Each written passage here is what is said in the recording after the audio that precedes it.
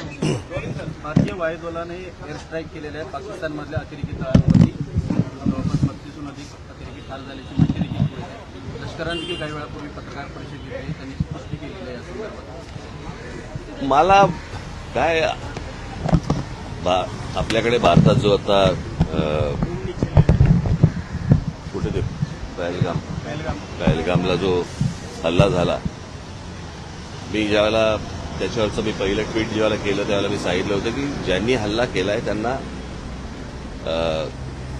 ते अतिरेकी दहशतवादी जे कोणी असतील त्यांना आपण धडा शिकवला पाहिजे आणि अत्यंत कठोर असा की त्यांच्या पुढच्या पिढ्यांना लक्षात राहायला पाहिजे. पण दहशतवादी हल्ल्याचं उत्तर युद्ध नसतं, कळलं का? युद्ध हे काय उत्तर नाही. आता अमेरिकेमध्ये 2 ट्विन टावर्स पाडले, पेंटागॉनवरती त्यांनी हल्ला केला म्हणून त्यांनी जरा जाऊन युद्ध नाही केलं, त्यांनी ते अतिरेकी ठार मारले.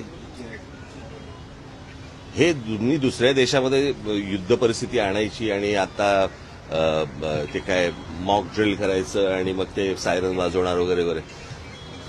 मुळात ही गोष्ट का घडली हे पण आपण लक्षात घेण्यासारखं आहे. मला असं वाटतं की थोडंसं अंतर्मुख होऊन आपण आपला विचार करणं खूप गरजेचं आहे. पाकिस्तानला काय बरबाद, अगोदरच बरबाद झालेला देश आहे तो, त्याला काय बरबाद करणार तुम्ही? आणि प्रश्न असा आहे की ज्या अतिरेक्यांनी हल्ला केला त्या अतिरेकी अजून तुम्हाला हातात सापडलेले नाही आहेत. ज्या ठिकाणी इतके हजारो काय ज्याला आपण पर्यटक जिथे जात आहेत, इतकी वर्ष जात आहेत, तिथे सिक्युरिटी का नव्हती, हे मला असं वाटतं हे प्रश्न जास्त महत्वाचे आहेत. आपल्या देशामध्ये कोम्बिंग ऑपरेशन करून ह्यांना हुडकून काढणं हे जास्ती गरजेचं आहे. हे एअर स्ट्राईक करून लोकांना काहीतरी वेगळ्या ठिकाणी भरकटवून आणि असं हे काही युद्ध हे काय त्याचा पर्याय नाही होऊ शकत किंवा त्याचं उत्तर नाही होऊ शकत. आणि दुसरी गोष्ट म्हणजे आता कसं झालं की ह्या सगळ्या याच्यामध्ये कसं आहे, सरकारच्या चुका ह्या तुम्हाला दाखवल्याच पाहिजे. आज ज्या वेळेला हा प्रकार झाला, तो प्रकार झाल्यानंतर ज्या वेळेला पंतप्रधान त्यावेळेला सौदी अरेबियामध्ये होते, अर्धवट दौरा सोडला त्यांनी. तो दौरा सोडून ते बिहारला कॅम्पेनला गेले, कळलं का? बिहारला कॅम्पेनला गेले. मला असं वाटतं ते गोष्ट करायची गरज नव्हती. त्याच्यानंतर ते केरळमध्ये जाऊन तिकडे अदानीचं पोर्टचं उद्घाटन केलं. त्याच्यानंतर इकडे काहीतरी फिल्म इंडस्ट्रीसाठी काहीतरी वेव्हचा कार्यक्रम केला, तिकडे द्याल. इतकी जर गंभीर परिस्थिती आहे तर या गोष्टी टाळता आल्या असत्या. आणि त्याच्यानंतर येऊन ते काय मॉक ड्रिल करायचं आणि मग काहीतरी एअर स्ट्राईक करायचं, मला असं वाटतं की हे काही उत्तर नाही या गोष्टींवरचं. जे अतिरेकी आहेत, ज्यांनी हा हल्ला केलेला आहे, मला असं वाटतं त्यांना हुडकून काढणं, त्यांचा बंदोबस्त करणं आणि संपूर्ण देशभर मला असं वाटतं की तुम्ही हे मॉक ड्रिल करण्यापेक्षा कोम्बिंग ऑपरेशन्स करा जिकडे जिकडे तुम्हाला माहिती आहेत.